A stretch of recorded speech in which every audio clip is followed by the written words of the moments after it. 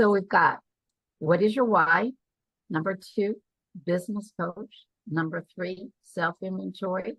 4, self-fund. Number 5, business plan. 6, involve the family and community. Number 7, coachable, because she did exactly what was said.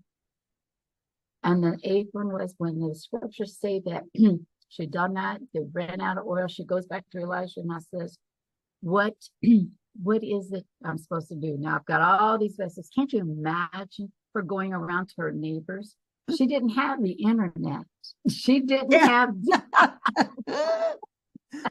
Did you use her feet? That and the camels or the horses. If you've gone to see any we went to see the movie. It was Journey to Bethlehem. I think it was, and they had camels and the horses and stuff like that. So it was a journey, So I'm quite sure I had to do the same thing. And this was in 860 BC. So there was a lot of hand traveling. The 8th principle is that Elijah told her to go sell it and she'll have sufficient to settle her debt and live off for the rest of her life.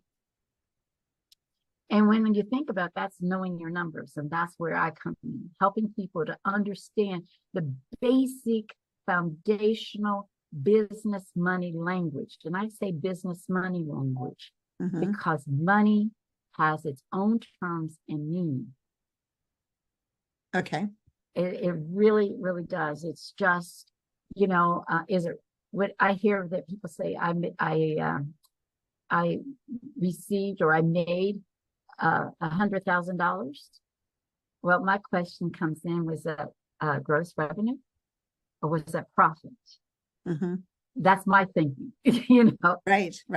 And so it's the same thing. It's the money, but the meaning is different because the amounts are different. And so they are quite different. they are quite different. And so that's what I'm about, help educating people on the basics, because if they have the foundation's so important. And I do things a little bit differently. You and I earlier, we talked about my calculator that I developed. It's called my Price is Right calculator. And I developed that. And what's interesting is basically I wrote the foundation course, the information for it when I was in prison. And people ask what, and I said it was federal. I still like to know what it was all about. They said I was guilty of something, and it didn't make sense, but I felt God had a good reason for it. I go back to, I call him Grandpa Joseph. He was put into, Joseph in the Bible was put into prison falsely, but he came out to be the controller of the country. So I guess that's what I have left to become, not of the country, but of my own finances. Because while he was in there, I said he became very humble. He was probably an arrogant young man. And while he was in prison, he became very humble, forgiving, and smart, and he knew how to calculate. So, I had a learning process as well. I learned that our judicial system is not 100% accurate. Number 2, I learned not to judge anybody that says they've got a prison record.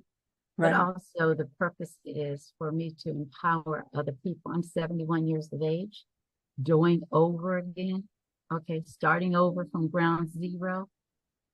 I want to give those youngsters that come out to take what they've learned, what they already have, the skills, and turn it around, knowing that they can become self-employed and go from there. Because if you wait for the government or employers rather to accept you, it may not work.